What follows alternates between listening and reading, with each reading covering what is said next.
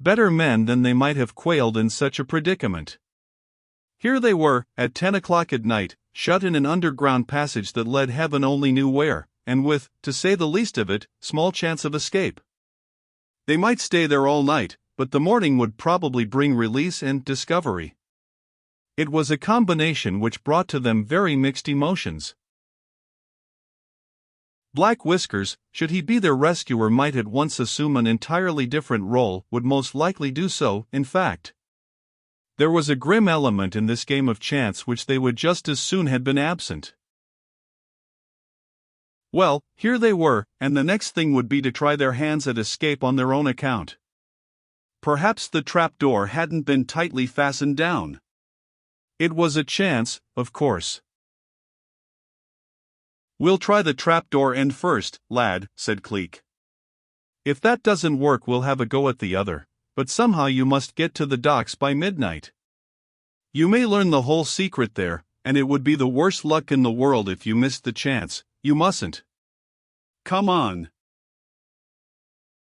"I seconds that motion," threw in Dollops, though in a somewhat forlorn voice. "I can just imagine what it must be like to be a ghost tied up in a family vault, and it fills me with a feelin' of sympathy for them creeters what I never felt before. Like a blooming mess-linoleum this is."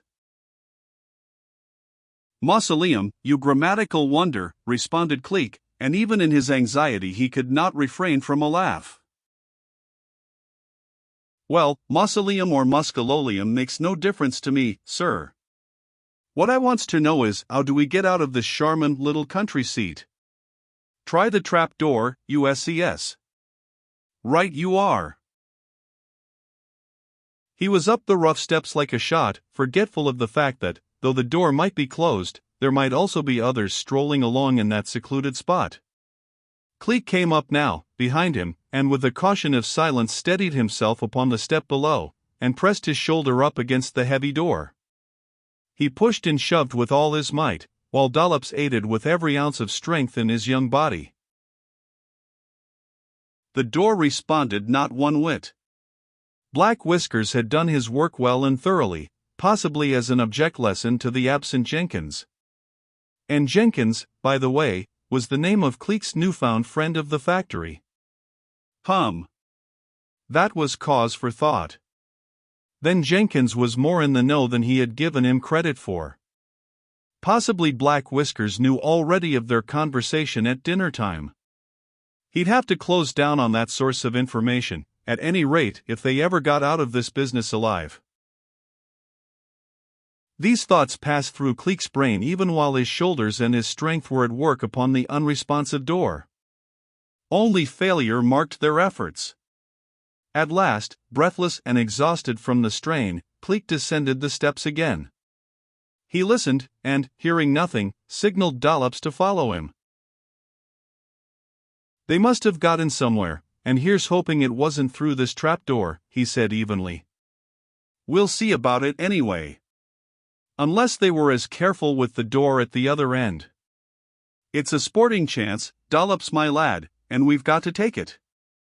I'll use my torch unless we hear anything. Then we'll have to trust to luck. Heaven alone knows how far this blessed affair runs on. We'll reach London soon, if we go on like this." "Yes, and find ourselves in Mr. Narkom's office, a burrowin' under his Highness' desk," finished Dollops, with a little giggle of amusement. "And he wouldn't be astonished, would he, sir? Crumbs! But the chaps what made this bloomin' tube did their job fair, didn't they? It goes on forever. Phew! I'm winded already." "Then what you'll be by the end of this affair, goodness knows, my lad," responded Cleek, over his shoulder. He was pressing on, hugging the wall, his eyes peering into the gloom ahead. "It seems to be continuing for some time. Hello? Here's a turning, and the question is, shall we go straight on, or turn?" "Seems as if them two blighters came round a tunnin', judging from the nearness of their voices, sir," said Dollops, with entire sense. Cleek nodded. "You're right. More sacks. If I wasn't so anxious to get out of this place so that you shouldn't be late for your appointment with our friend Black Whiskers, I'd chance my luck and have a look what was in M. But there's no time now. We don't know how long this peculiar journey of ours is going to last. They pressed on steadily along the rough, rudely made floor, on and on and on, the little torch showing always the few feet in front of them, to safeguard them against any pitfalls that might be laid for the unwary traveler. It seemed hours that they walked thus, and their wonder at the elaborateness of this extraordinary tunnel system grew. There were turnings every now and again, passageways branching off from the main one into other patches of unbroken gloom. And it was a ticklish job at best. At any moment someone might round the next corner and come upon them, and then the game would be up with a vengeance. At Dollops's suggestion they followed always the turnings upon the right. Always keep to the right, sir, and you'll never go far wrong, that's what they teaches you in Lunnon. And that's what I always follows. It's no use gettin' lost. So best make a set rule and foller it. Well, at any rate there's no harm in doing so, responded Cleek a little glumly. We don't know the way out and we might as well try one plan as another. Seems pretty well closed up for the night, doesn't it? It certainly is a passage, and if the door at the other end is impassable after all this wandering, I don't know. Can't do no good by worritin', sir. Just ave to carry on, that's all we kin do, responded Dollops, with some effort at comfort. There's some mink in front of us now. Looks like the end of the blinkin' cage, don't it? Better investigate afore we hit it too hard, sir. You're right, Dollops. Cleek stepped cautiously forward into the gloom, lighting it up as he progressed, the rays of his tiny torch always some 5 feet ahead of him. And the end it proved to be, in every sense of the word. For here, leading upward as the other had done, was a similar little flight of clay-hewn steps, while at the top of them Cleek gave a long sigh of relief, showed a square of indigo, a couple of stars, and escape at last. Thank God, murmured Cleek, as they mounted the rough steps and came out into the open air, with the free sky above them and a fine wind blowing that soon dispelled the effects of their underground journey. God! It's good to smell the fresh air again, Dollops? Where on earth are we? I say, look over there, will you? Dollops looked, then gasped in wonder, astonishment, and considerable awe. The flames, governor, the blinkin' frozen flames. Cleek laughed. Yes. The flames all right, Dollops. And nearer than we've seen 'em, too. We must be right in the middle of the fens, from the appearance of those lights, so, all told, we've done a mile or more underground, which isn't so bad, my lad, when you come to look at the time. He brought out his watch and surveyed it in the moonlight. 11:10. You'll have to look sharp, boy, if you're to get to the docks by 12. We've a good 4 miles walk ahead of us, and what was that? That was the sound of a man's feet coming swiftly toward them. They had 1 second to act, and flight over this marshy ground, filled with pitholes as it was impossible. No, the best plan was to stay where they were and chance it. Talk, boy, talk, whispered Cleek, and began a hasty conversation in a high-pitched, Cockney voice, to which Dollops bravely made answer in the best tone he could muster under the circumstances. Then a voice snapped out at them across the small distance that separated them from the unseen stranger, and they stiffened instinctively. "What the hell are you doing here?" it called. "Don't you know that it's not safe to be in this district after nightfall? And if you don't, well, a pocketful of lead will perhaps convince you." From the darkness ahead of them a figure followed the voice. Cleek could dimly discern a tall, slouchy-shouldered man, clad in overalls, with a cap pulled down close over his eyes, and in the grasp of his right hand a very business-like-looking revolver. Cleek thought for a moment, then plunged bravely in. "Come up from the passage, sir," he responded curtly. "Loadin' up ternight, and some fool locked t'other end before me and my mate ed finished our work. 'Ad to come along this WI, or else spend the rest of the night down there, and we're due for loadin' the stuff at the docks at midnight. Master'll be devilish mad if he finds us missin', but—" It was a chance shot, but somehow chance often favors the brave. It told. The man lowered his revolver, gave them a quick glance from head to toe, and then swung upon his heel. "Well, better clear out while there's no danger," he returned sharply. "2 other men are on the watch out for strangers. Take that short cut there," he pointed to the left, "and skirt round to the road. 1/4 of a mile bring you. Chaps at your end ought to see to it that none of the special hands stray up this way. It's not safe. Good night." "Good night," responded Cleek cheerily.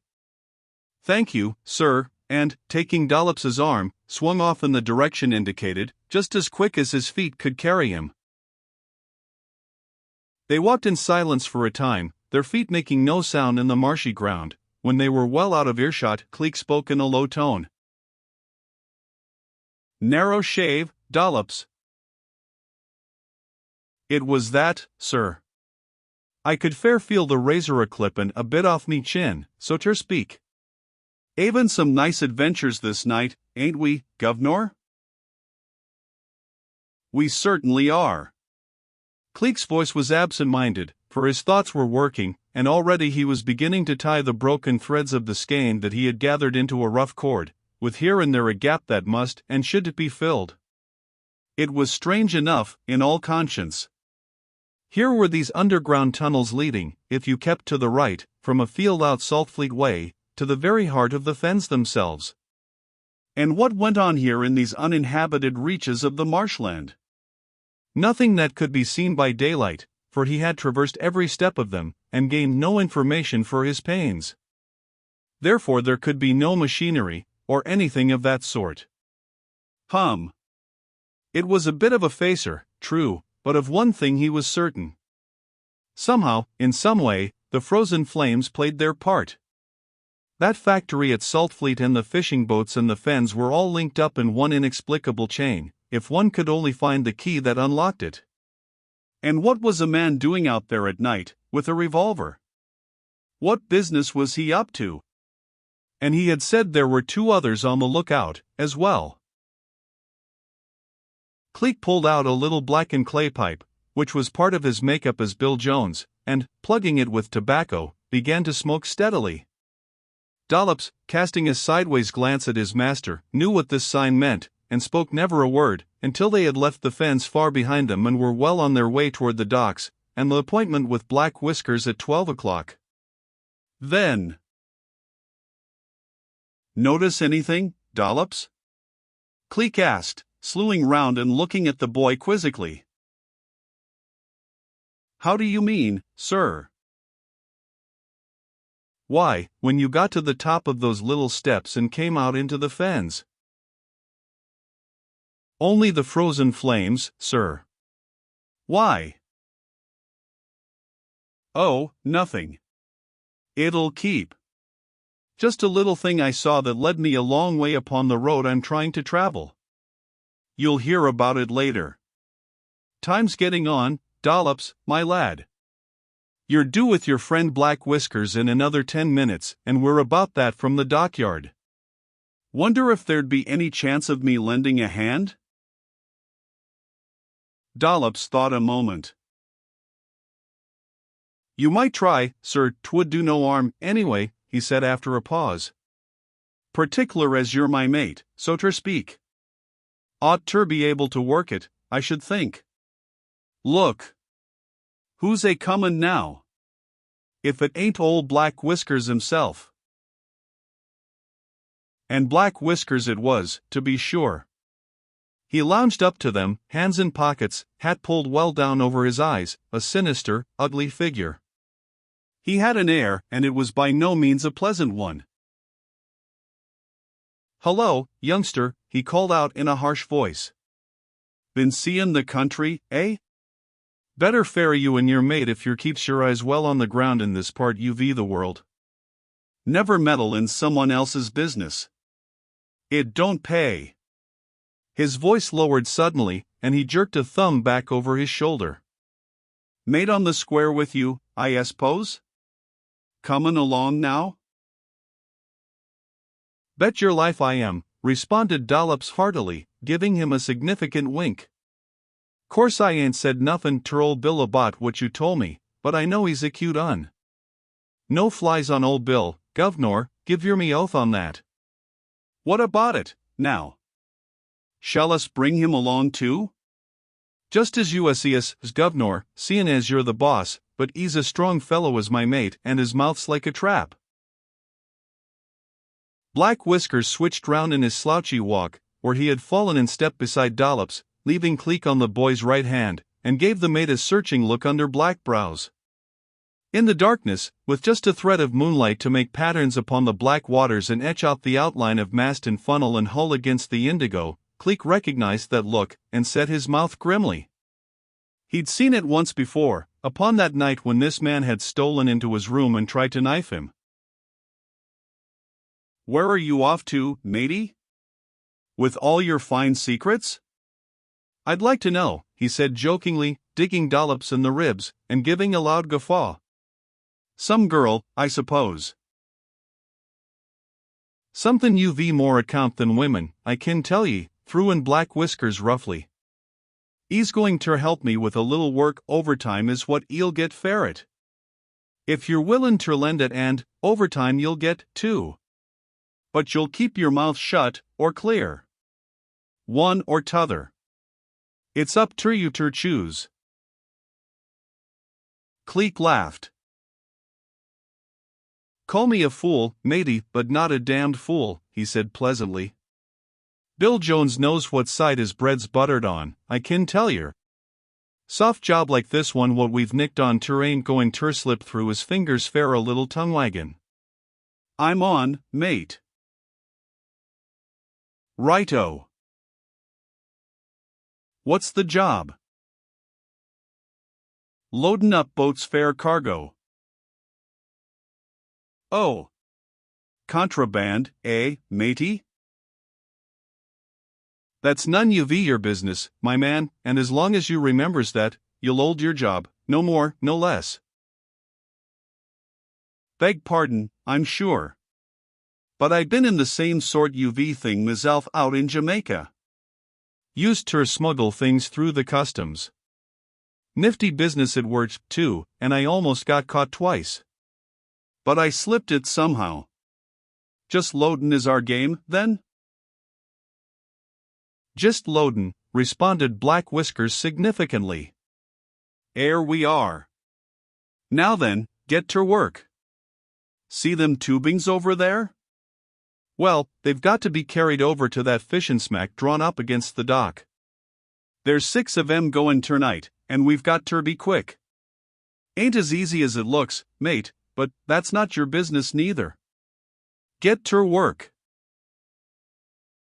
They got to work forthwith, and turned to the pile of electrical tubings which was built up against the side of the dock wall, twice as high as a man's head. A pale lantern swung from the edge of the same wall, above them, hanging suspended from a nail, another hung on the opposite side from a post. By the light of these 2 lamps they could see a knot of men assembled in the center of the dockyard, talking together in low whispers, while down below, at the water's edge, rocked a fleet of fishing boats awaiting their mysterious cargo. One could hear the men stirring restlessly and shifting sail as they waited for the task to begin. Then the word was given in a low, vibrant voice, and they went to work.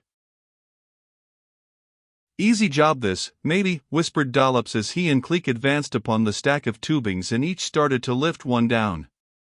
Aye. God's truff. Ain't it, Evie? Lorlum. Now, what in blazes? Cleek put up a warning finger and shouldered the thing. Heavy it certainly was, though of such fine metal that its weight seemed incredible. And when one knew that these things carried electric wiring, Or did they? Never was made an electric wire that was as heavy as that. Cleek carried one of these tubings to the dock's edge, with the aid of Dollops handed it over into the hands that were outstretched to receive it, and went back for another one. Back and forth they went, lifting, carrying, delivering, until one boat was loaded, and another one hove into sight in its place. He watched the first one's slow progress out across the murky waters for a moment, making a pretense of mopping his forehead with his handkerchief meanwhile. It was loaded below the water mark. It hung so low in the water that it looked a mere smudge upon the face of it, a ribbon of sail flapping from its slender mast. Electrical tubings, eh? Faugh! A pretty story that. 2 boats were filled, 3, 4. A 5th came riding up under the very nose of the last, and settled itself with a rattle of chains and bumping of sides against the quay. That, too, was loaded to its very edge, and took its way slowly up beneath their eyes. The 6th took its place after its fellows. For a moment or two the sweating men ceased in their work, and stood wiping their faces or leaning against the dock wall, talking in low whispers. Cleek and Dollops stood at the quayside, listening to the water lapping against the iron girders, and straining their eyes to catch a last glimpse of the fleet of fishing boats. Of a sudden from out the blackness others appeared. Old Black Whiskers gave a muttered order, and like a well-drilled army the men were ready again, this time flocking to the side of the quay as the boats rode up, and waiting for them, empty-handed. Cleek turned to the nearest one, and spoke in a low-toned voice. "What now, matey? I'm new at this jime." "Oh, unloadin'. Usual thing. Faulty gauge. Don't never seem as though the factory can get the proper gauge fare those two beans. All the time I been 'ere, nigh on to 2 years, it's been the same. Every lot goes out, some comes back again with a complaint. Funny thing, ain't it?" "Yes," responded Cleek shortly. "Damned funny. It certainly was." Unless, he sucked in his breath and his lips pursed themselves up to whistle. But no sound came. And the work of unloading began.